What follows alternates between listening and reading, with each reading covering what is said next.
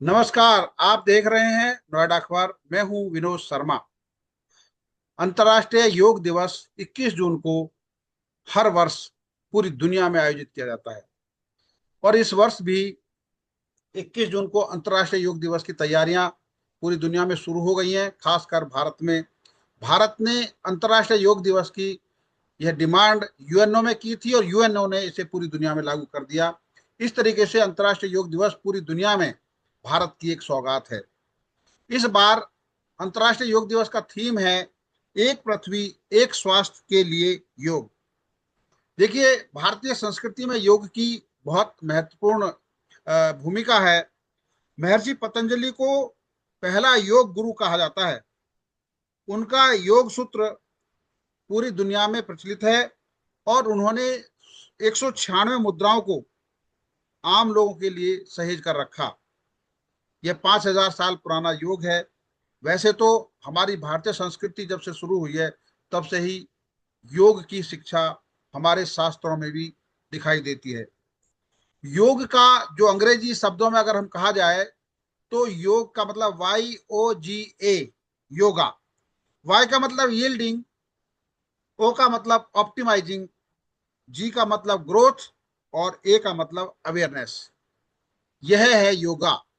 आज हम इसी मुद्दे पर चर्चा करेंगे ऐसे एक्सपर्ट से जो योग के सिद्धस्थ हैं, नोएडा में ही रहते हैं, योग गुरु हैं और ग्लोबल योगा मिशन के नाम से पूरी दुनिया में अपना योग संस्थान चलाते हैं।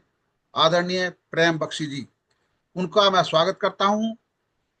लोगों के स्वास्थ्य के लिए वो सजग हैं और उपलब्ध हैं। 75 वर्ष के हैं, जागरूक हैं, सुबह सुबह किस तरीके से शुरुआत करते हैं आम आदमी के लिए प्रेरणा है। और क्योंकि आज का विषय आम आदमी के लिए ही है तो मैं शुरुआत करता हूं प्रेम बख्शी जी से। बख्शी जी, आपने योग की जो विधा है ये कब से सीखी, कैसे सीखी? क्या घर में शुरुआत हुई या बाद में आप इस योग के क्षेत्र में आए? जी प्रेम जी। नमस्कार। ये योग का जो मेरी योग यात्रा जो शुरू हुई, ये जी योग यात्रा शुरू हुई सन 1976 से। जी और सन 1976 में मैंने सबसे पहले जी। भारतीय योग संस्थान के साथ में जुड़ा हम्म। और भारतीय योग संस्थान के माध्यम से मैंने आरंभ की ये यात्रा। जी। तत्पश्चात मैंने दिल्ली के ही विश्वयातन योग संस्थान से योग हम्म। यात्रा का सेकंड पड़ाव मेरा जो था वो जी। ये जो था जो आजकल एक बहुत अच्छे योग विद्यालय के नाम से जाना जाता है। सर जो इसका नाम मैं भूल रहा हूँ। तो वहां से वहां पर मैंने ये आरंभ किया। ये सेकंड पड़ाव मेरा वहां पर था। हम्म। उसके बाद में फिर मैंने स्वामी विवेकानंद योगा यूनिवर्सिटी बेंगलुरु से इस हम्म। योग का तीसरा पड़ाव मेरा वहां पर था। और वहां मैंने इसका मास्टर्स किया योगा के अंदर। और योगा थेरेपी को मैंने अपना सब्जेक्ट चुना। और वहां पर जो हमारा योग हॉस्पिटल था वहां पर भी मैंने कुछ समय तक योग थेरेपी का जो लोगों को इससे उनका ट्रीटमेंट वगैरह करने के लिए मेरे को वहां पर रखा गया था। हम्म। उसके बाद मैंने स्वामी शिवानंद जी महाराज के जो आश्रम है ऋषिकेश के अंदर, जी ऋषिकेश में मैंने वहां पर योग वेदांता कोर्स किया। तो वहां जी। गया मैं, फिर वहां पे थोड़ी पढ़ाई की। और इस हम्म। प्रकार मेरी योग यात्रा जो है अनवरत अभी तक चलती चली आ रही है। और हम हम्म। लोगों की योग के अंदर ये सबसे बड़ा है कि हम लोगों का ये एक संकल्प है कि हम योग को निशुल्क और सबके लिए सहज उपलब्ध कराएंगे। इस जी। संकल्प के साथ में हमारी ये यात्रा आगे चलती जा रही है। हम्म। अच्छा, इस समय आपका यहाँ दिल्ली एनसीआर में जो योग की क्लासें चलती हैं वो कहाँ पर चलती हैं, क्या टाइम है, वो भी क्योंकि हमारे दर्शकों को बताना इसलिए जरूरी है ताकि वो आपके साथ जुड़ भी सकें और आपकी इस योग विद्या का फायदा उनको मिले।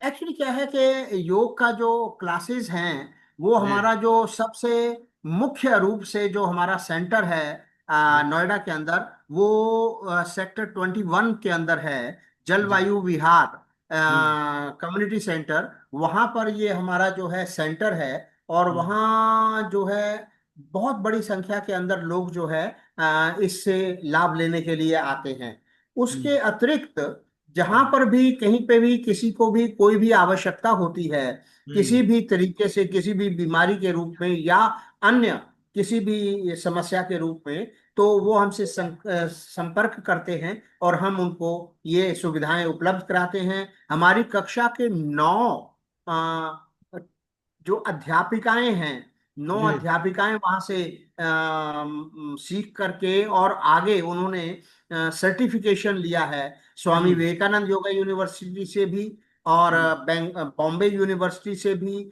और हम्म। उन्होंने जो पतंजलि योग पीठ से भी। तो इस तरीके से कई जगह से उन्होंने सर्टिफिकेशन लेने के बाद में हमारी एक बहुत बड़ी टीम है। जहां पर भी आवश्यकता होती है हमारे लोग वहां जाते हैं और वहां पे निशुल्क सेवा प्रदान करते हैं। हम्म। देखिए, आज जो योग की आवश्यकता है, सबसे बड़ी बात है स्कूलों में, कॉलेजों में, सोसाइटीज में, हर एक को आवश्यकता है योग की। लेकिन योग की अवेयरनेस कैसे की जाए, इसके बारे में आप लोगों ने कोई प्लानिंग की है स्कूल कॉलेजों में जाके, या वो आपको पेरेंट्स भी आपसे संपर्क करते होंगे बच्चों के लिए, या जो बुजुर्ग हैं उनके लिए भी आपका योग जो ये क्लासें हैं वो किस तरह कारगर हैं? एक दो उदाहरण दीजिए। जो आपके पास आए होंगे, उन्होंने योगा सीखने के लिए किस समस्या के लिए वो आए, और बाद में जब योगा सीखा तो वो समस्या हल हुई। ऐसे एक दो उदाहरण आपके पास जरूर होंगे। अब मैं आपको एक चीज बताना चाहता हूँ कि हम मेरा प्रवास जो है वो कुछ समय के लिए वर्ष के अंदर जो है कनाडा के अंदर भी होता है।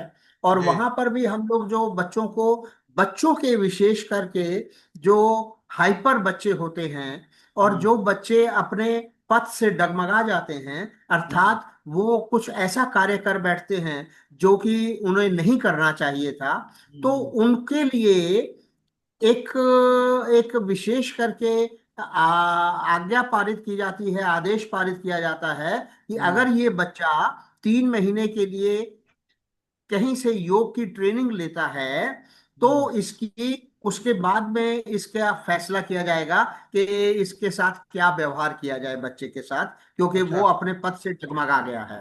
हम्म। तो उस केस के अंदर बहुत सारे बच्चे हम लोगों के पास, विभिन्न देशों के बच्चे जो हैं वो आते हैं और उनको हम जो है, हम हमारी एक टीम होती है जिसके हम्म। अंदर एक योग अध्यापक होता है, एक योगा साइकोलॉजिस्ट होता है, और इस तरीके से वो टीम जो एक डॉक्टर होता है, तीनों मिल करके उन बच्चों को ट्रीटमेंट देते हैं और उनको ये योग की विधा से उनको ठीक करने का प्रयास करते हैं।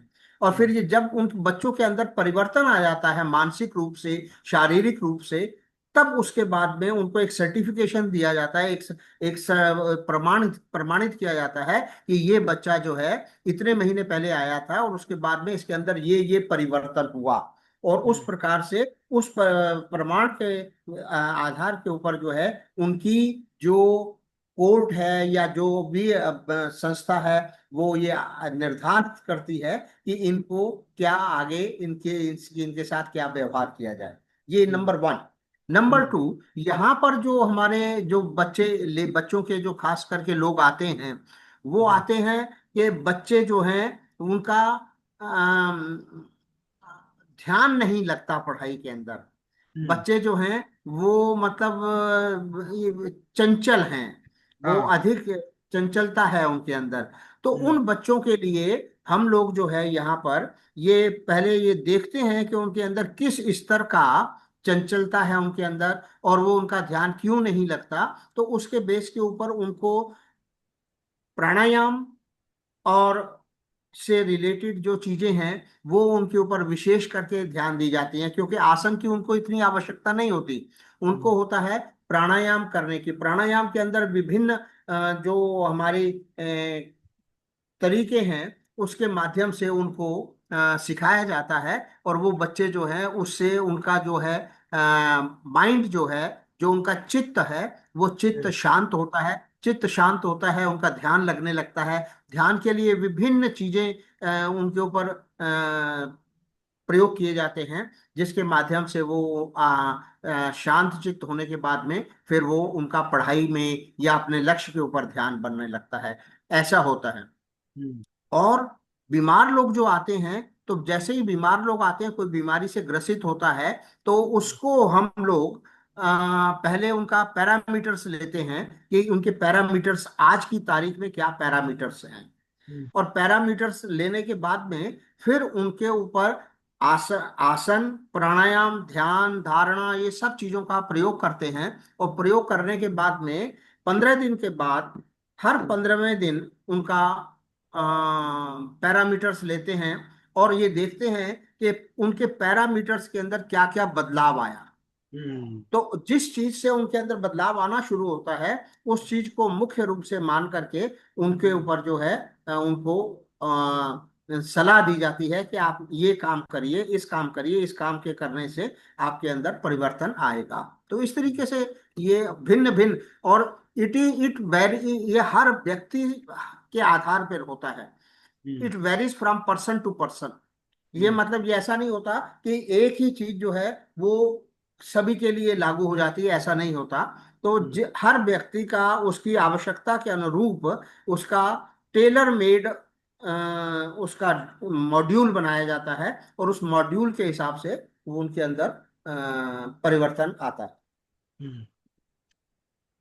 देखिए, योगा में आज के समय में मैं देख रहा हूँ बहुत सारे लोगों में सबसे बड़ी बात है डायबिटीज की। और डायबिटीज जो है वो लाइफ स्टाइल पर निर्धारित करती है कि लाइफ स्टाइल हमारी अगर सही हो जाती है तो डायबिटीज भी ठीक हो जाती है। तो योगा में डायबिटीज को ठीक करने का तरीका क्या है, क्या लाइफ स्टाइल होनी चाहिए, लोग अमूमन किस तरीके से व्यवहार करते हैं, उनको क्या करना चाहिए, क्योंकि एज ए योग गुरु आप ये जरूर बताएंगे कि उनकी सुबह उठने से लेकर रात तक जो भोजन करने तक की जो शैली है, और योगा कब किस टाइम करना चाहिए, किस तरह का योगा करना चाहिए। क्योंकि जो डायबिटीज है एक ऐसी प्रॉब्लम है जो पूरे शरीर पर प्रभाव डालती है।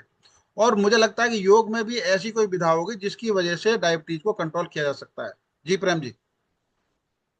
ऐसा होता है कि जी जितनी भी बीमारियां हैं, जी। जितनी भी बीमारियां हैं, उसमें से 90% बीमारियां जो होती हैं वो स्ट्रेस जनरेटेड बीमारियां होती हैं। हम्म। और जो हमारा डायबिटीज है, मधुमेह है, ये जी। भी तनाव ग्रसित बीमारी है।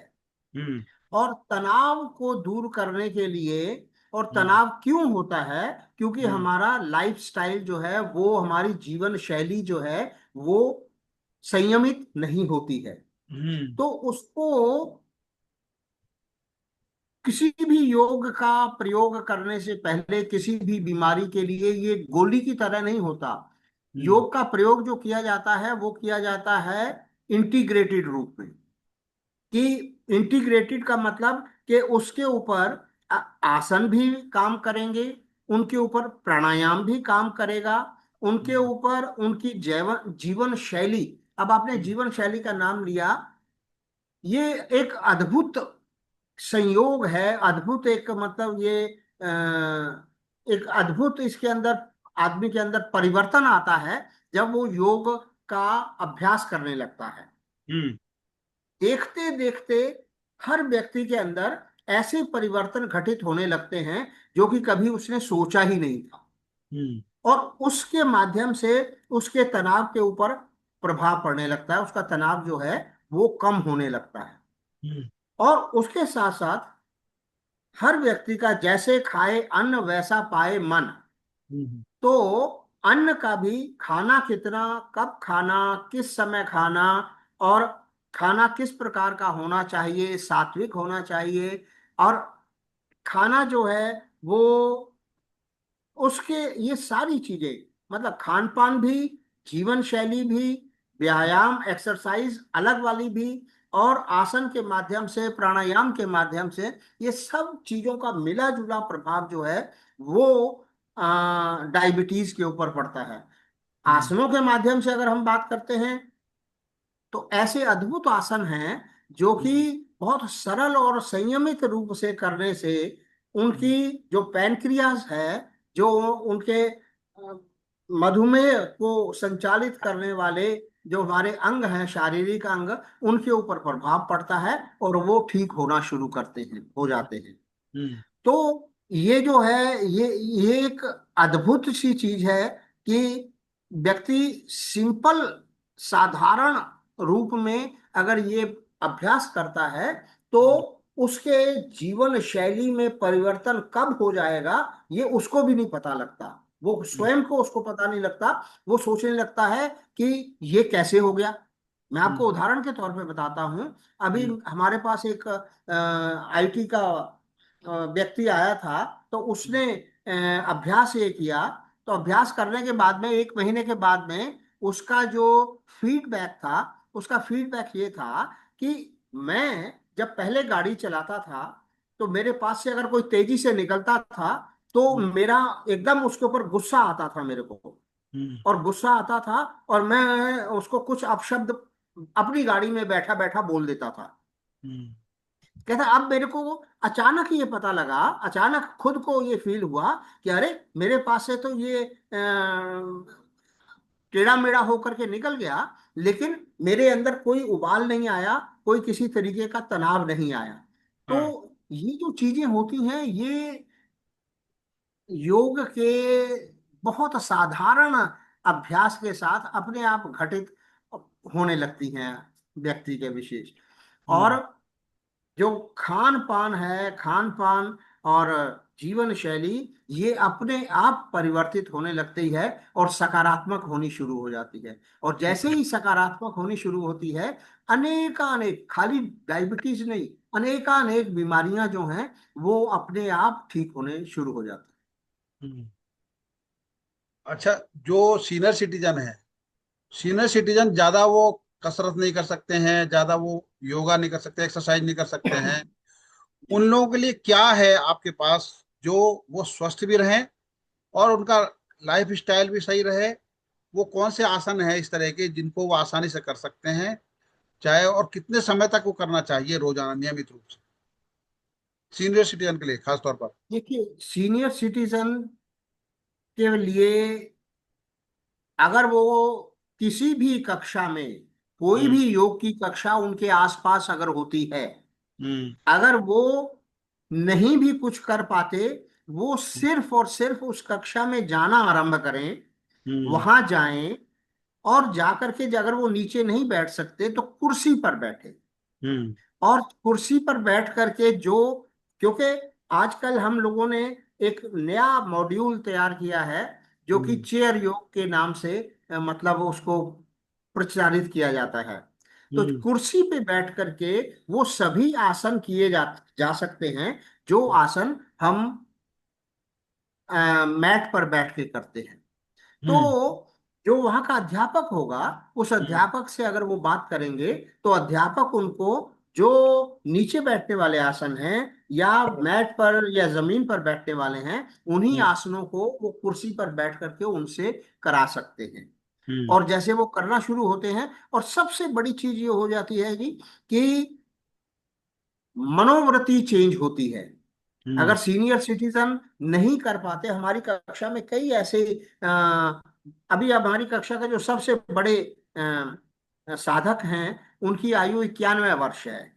अच्छा। 91, हाँ, 91 वर्ष के हैं जो सबसे बड़े हैं। और फिर उसके बाद में 86 87 के तो 7 8 लोग हैं हमारी कक्षा के अंदर हम्म। जो 86 87 के हैं।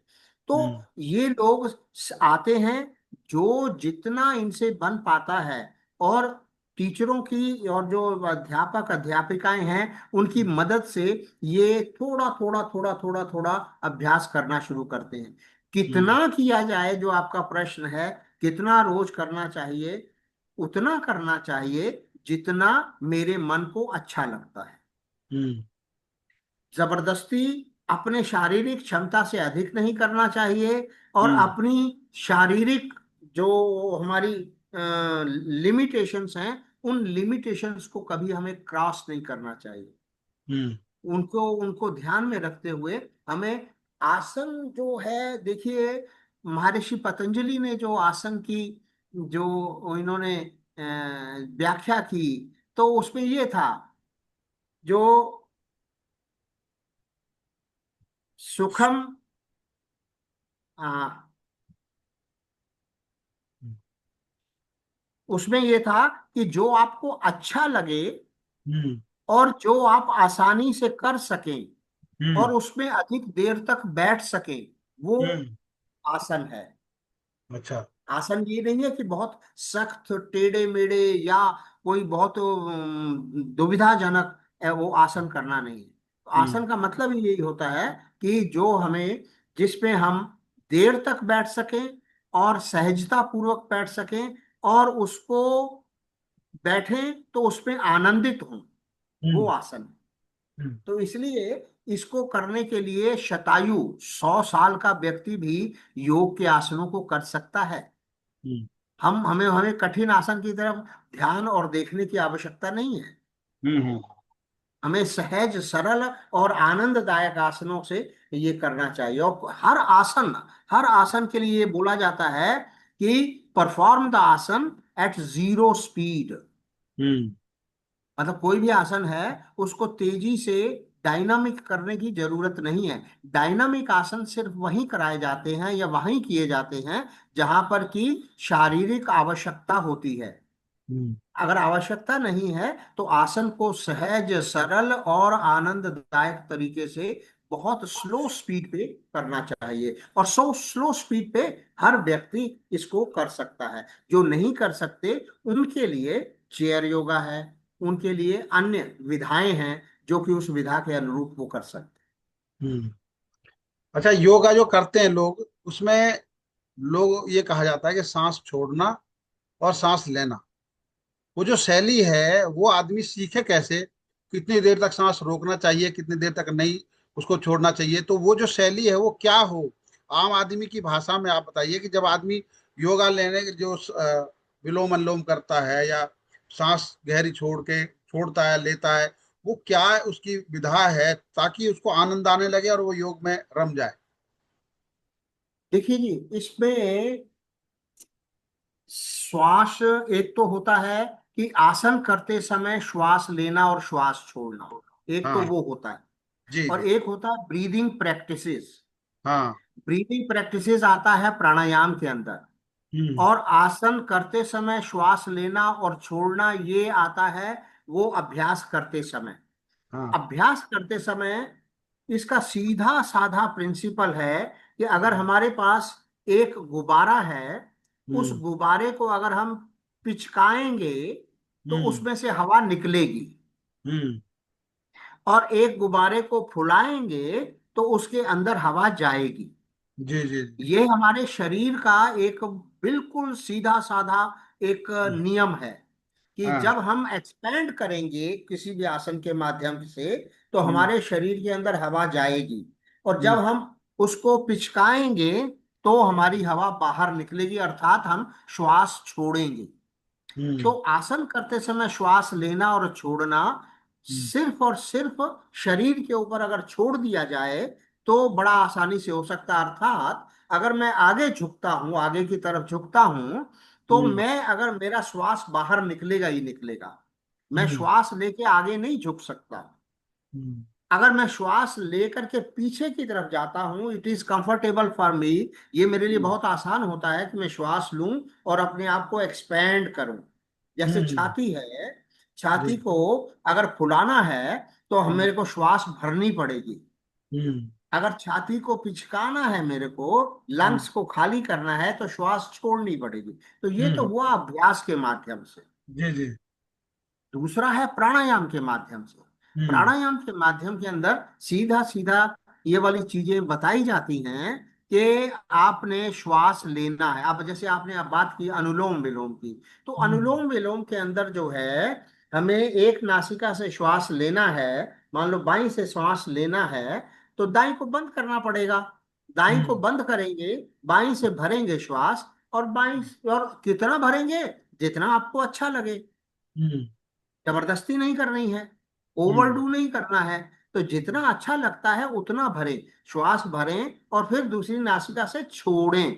लेकिन ये भी सहज सरल होना चाहिए, इसको, हम्म। इसके अंदर भी कोई खींचातानी नहीं होनी चाहिए। हम्म। सिमिलरली जब हम कपालभाति करते हैं तो हम्म। कपालभाति कई लोग जो है बहुत जोर जोर से और अधिक जोर लगा करके उसको करना आरंभ कर देते हैं, बिना हम्म। शरीर के विज्ञान को जाने। हम्म। अर्थात अगर मैंने कपालभाति करनी है तो मेरे को ये हम्म। पता होना चाहिए कि मेरे पैरामीटर्स कैसे हैं।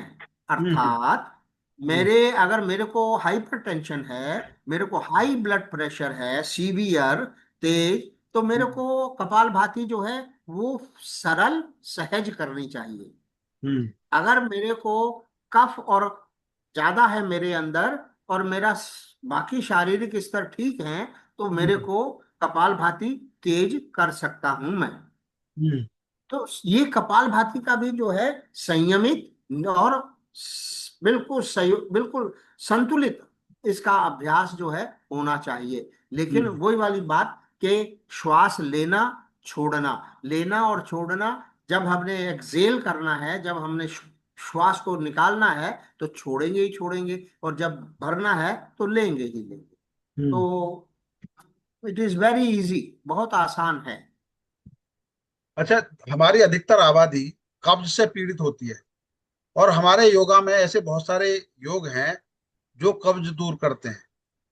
वो किस तरीके से आदमी को बैठना चाहिए खाना खाते समय या खाना खाने के बाद, वो उस तरह की कोई शैली, किस तरह का कौन सा योग है वो योगासन है जिसके जरिए हम अपने पेट को दुरुस्त कर सकते हैं? देखिए, हमारे योग के अंदर शुद्धि क्रियाएं बहुत होती हैं, जी। अनेकानेक शुद्धि क्रियाएं हैं।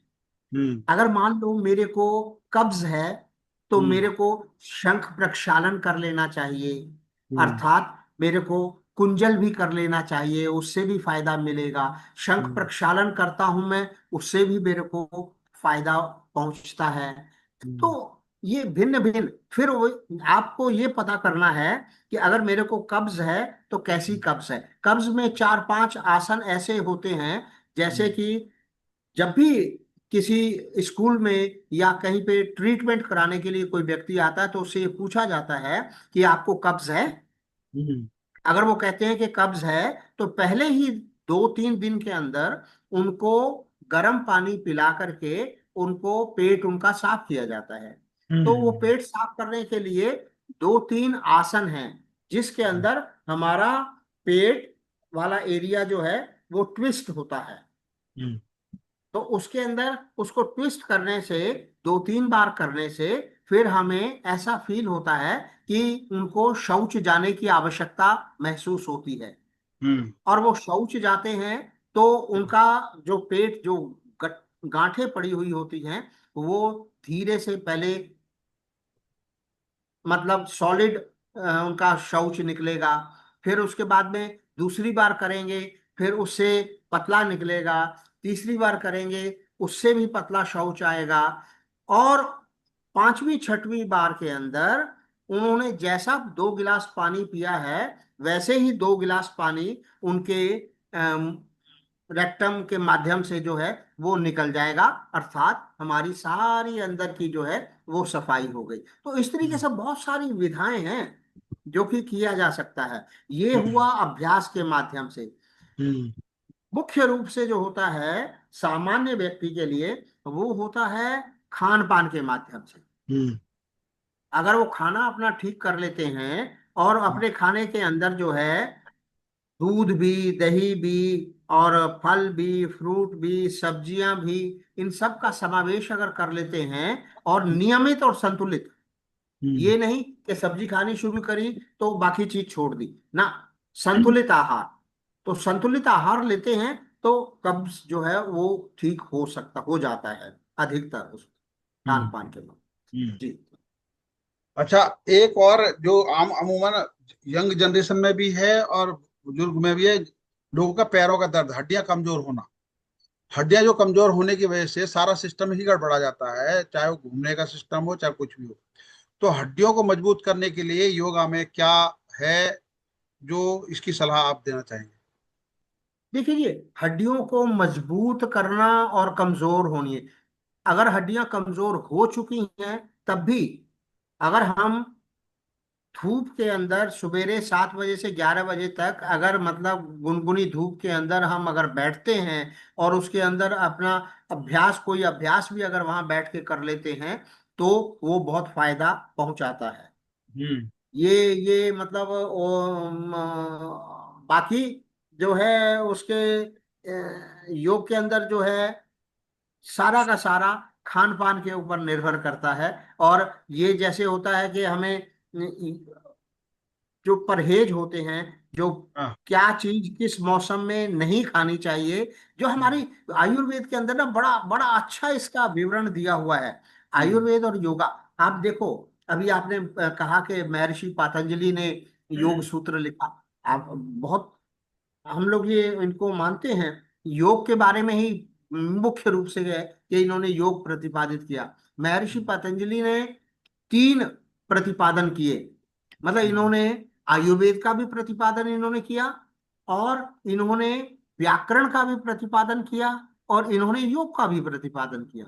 हम्म। तो ये सारी, ये जो आयुर्वेद है, योग है, ये सब इंटरलिंक्ड हैं। तो जी। इसमें जो खान पान है वो मुख्य रूप से प्रभावी होता है। हम्म। अच्छा, आज के समय में योगा को, क्योंकि अब इंटरनेशनल लेवल पर है और हर वर्ष हम पूरे देश दुनिया में मनाते हैं, तो स्कूल के बच्चों को, खासतौर पर स्कूल के मैनेजमेंट को आप क्या कहना चाहेंगे कि वो अपने यहाँ, क्योंकि पहले शुरुआत में हम जानते थे, आज से 50 साल पहले शुरुआत में स्कूल में पीटी होती थी और बच्चों को फिजिकल एक्सरसाइज, जो इस तरह के योगा सिखाए भी जाते थे, योगा की क्लास भी होती थी। लेकिन धीरे धीरे जैसे पब्लिक स्कूल बने हैं उनमें योगा पर ध्यान कम है, योगा का सिलेबस नहीं है, योगा की किताब भी नहीं है। तो इस पर आपका क्या कहना चाहेंगे कि हर स्कूल में क्या अनिवार्य होना चाहिए ताकि बच्चों को शुरुआत से, जीवन के शुरुआती क्षणों से ही योग की आदत पड़ जाए? देखिए जी, स्कूल की बात हम बाद में करेंगे। जी। सबसे पहले, सबसे पहला स्कूल होता है माता पिता। हाँ। अगर माता पिता सवेरे उठ करके, समय से उठ करके, और अपना अभ्यास, कोई अभ्यास करते हैं, योग का अभ्यास करते हैं, तो बच्चे के अंदर वो चीज आना एक स्वाभाविक हो जाती है। हाँ। तो सबसे पहला स्कूल जो है वो होता है परिवार। जी। जी। तो हमें माता पिता की जिम्मेदारी सबसे पहली बनती है कि वो स्वयं, क्योंकि उन्होंने भी तो स्वस्थ रहना है, तो माता हम्म। पिता भी स्वस्थ रहें। और बच्चे को, बच्चा देखेगा, देखते हुए बच्चे को बहुत सारी चीजें होती हैं। जिन परिवारों में योग का प्रचलन है, या जिन परिवारों में नाना नानी दादा दादी योग करते हैं, वहां पे बच्चों को चाहे अनचाहे में भी योग के प्रति लगाव एक होना स्वाभाविक है। रही बात स्कूलों की, स्कूलों के अंदर तो योग कंपलसरी होना चाहिए। हम्म। और जितने भी ये प्राइवेट स्कूल्स हैं, इनको योग, इनके यहाँ योगा टीचर्स हैं, योग योग अध्यापक हैं, लेकिन इनके सिलेबस के अंदर योग का टाइम टेबल में बहुत कम उपयोग हम्म। किया जाता है योग के लिए। हम्म। और अभी मैं आपको बताऊं, अभी आप ये देखिए, यहाँ के जो ये स्कूल हैं, जैसे नोएडा की हम बात करते हैं, जैसे एपीजे स्कूल है, समरविल स्कूल है, और ये बड़े स्कूल हैं। इन स्कूलों के अंदर आज भी योग की प्रतियोगिताएं होती हैं। हाँ।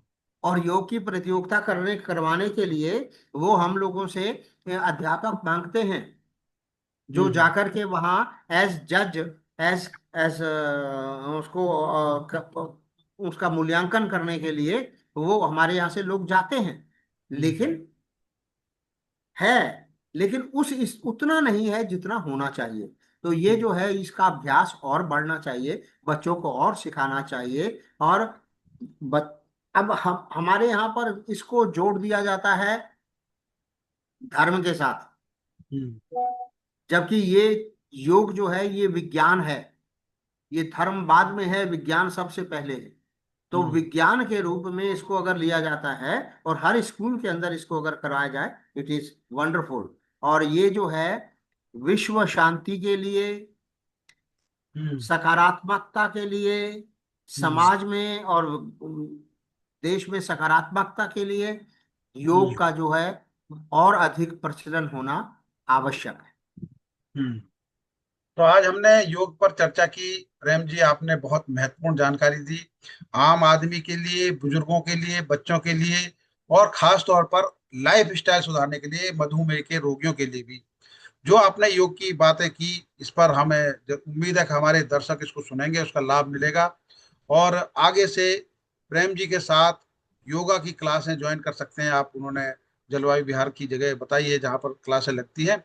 तो आज का समय देने पर आपका बहुत बहुत धन्यवाद। आपने, और विश्व योग दिवस की, अंतर्राष्ट्रीय योग दिवस की आपको बहुत बहुत शुभकामनाएं। नमस्कार। नमस्कार जी।